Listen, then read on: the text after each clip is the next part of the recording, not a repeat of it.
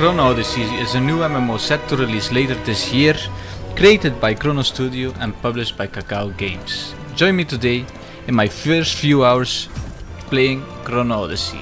Welcome, my name is Zokredor, and let's make our character. So for this closed beta we only have 3 classes available. Each class has 3 weapons to his disposal. So we have the Sorcerer, the Assassin, the Berserker, the Paladin, the Ranger and the Swordsman. For this closed beta we can only try out the Berserker, the Ranger and the Swordsman. For my first playthrough I played as a Swordsman and I really didn't like the combat. It felt a little bit slow and kinda weak. So for this playthrough I'm going to go with the Berserker, just because I hear it is a lot of fun to play. Character customization in Chrono Odyssey is much likely similar to Black Desert Online. You have a few presets, and when you randomize the character creator it comes up with a lot of goofy characters. You can deform your body, you can make all kind of ugly and weird monsters in this game. So yeah, you can expect the same amount of customization you can expect in Black Desert Online. For my first playthrough I decided to go with the generic Viking, barbarian looking Berserker. And after completing the introduction scenario you get dropped into the world of Centera. Chrono Studios really did a good job at creating a world where medieval fantasy and futuristic fantasy come together. One moment you are running through a forest and the other moment you encounter an alien spaceship where the world beneath it has been devastated by it. It's a really nice mixture and it really gets you immersed in the game. Elements that help this is that the UI automatically hides when you are just walking around out of combat, and the lack of a minimap does really get you lost into the world. The quests in the game also encourage you to go and explore. They do not define the objective or tell you where it is specifically. They tell you what they want and where it might be or what you need, but it doesn't tell you where it is specifically, which encourages you to go and explore. NPCs in the game are also very unique and have all their different attack patterns, which makes every encounter count. Talking about NPCs, it's time to talk about the combat.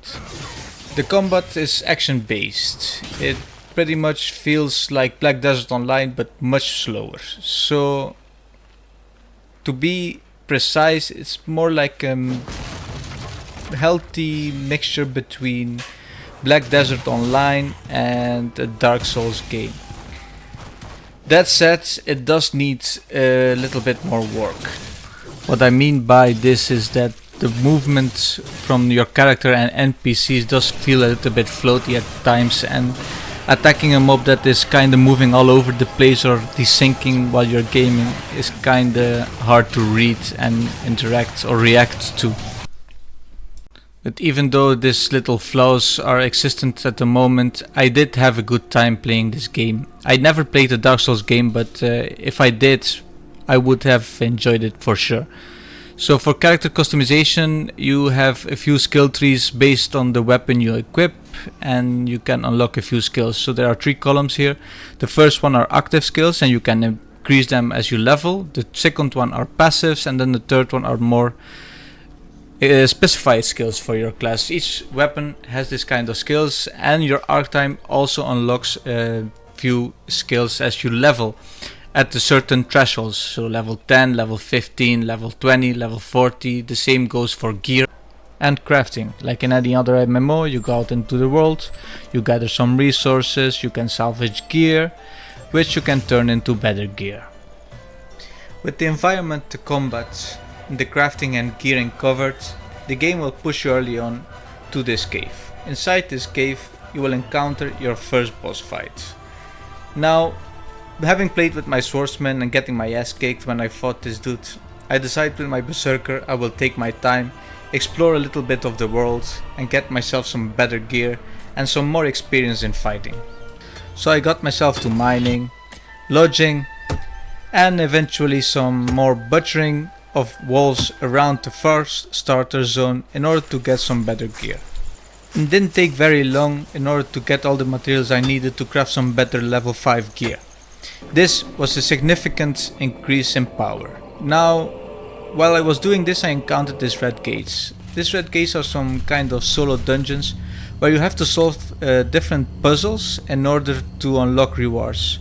They make use of lightning mechanics like this one with different symbols in order to open different gates, and at the end it gives you enchantment points. I think this was a really nice addition and a different type of gameplay from what we are used to. Then I helped some more around the city until I finally got into crafting my better gear. So I decided to go with the full level 5 green set in order to defeat this boss. While doing this, I managed to get to level 10 and I felt ready to encounter the boss. While we watch myself getting here ready to go and fight the first encounter, I want to talk about the pros and cons of Chrono Odyssey so far.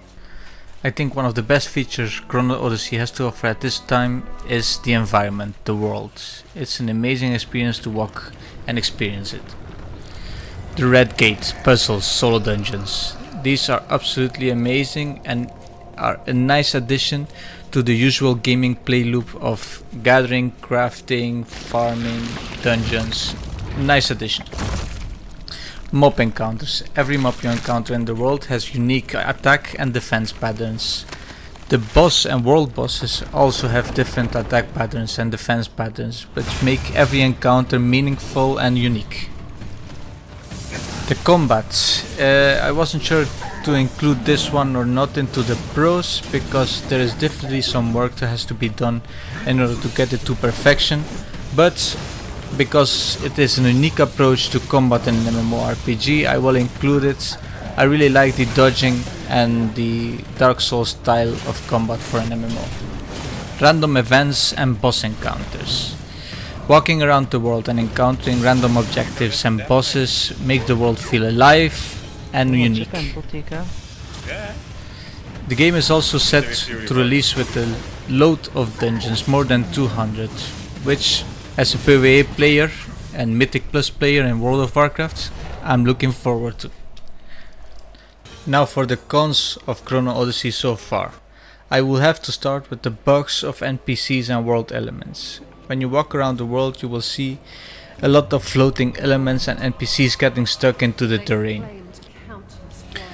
Then performance isn't always the best. When loading into the zone or loading out of a zone, it takes quite a while to load in the textures, even though I own a high-end PC. I encountered a few moments where I would freeze for a few seconds or I would just stutter. This doesn't make the gameplay very fun or engaging. And then the last deal breaker for any MMO, the combat. Even though they have an unique approach to combat, mixing the Black Desert and Dark Souls gameplay, it isn't and it doesn't feel really polished. So if they manage to polish it, it will be an amazing experience. Now for my final statement or final conclusion for Chrono Odyssey. There is currently a lot of negativity in the community towards this game. I think one of the reasons is the people, being this a Korean MMORPG, they do not believe in the promise of this game not being paid to win. They also have a skeptical feeling through MMOs coming from Korea, being the reason that in the past they have promised us not to include pay to win into the game. But eventually, when time passes and the player base dwindles, they start to implement more pay to win features. They also announced themselves as an indie studio, a new development studio that is trying to create a new MMORPG. But the truth is, from some creators have brought up, is that they are the same studio as NXPixel, which doesn't have the best of reputations. So that being said, I think they really have a unique experience in their hands, and if they manage to fine tune the combat and the few bugs they have in the game still, I think they will have a really nice and successful MMORPG, depending on how they treat and how they handle monetization. Thank you for clicking on this video. Make sure to leave your comment down below if you disagree with anything I said, and I see you in the next one. And as always, let's keep gaming.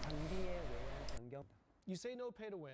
So I just want to double check and confirm here, because no pay to win, I've seen a lot of loopholes that these companies will try to, they'll try and say there's no pay to win, but in reality there's some kind of currency that you can buy that eventually leads to pay to win. So you're confirming that there is no pay to win straight up, and the only monetization is pretty much what you've explained before? 네, 없습니다. 코스튬이나 Wait for it. Here it comes.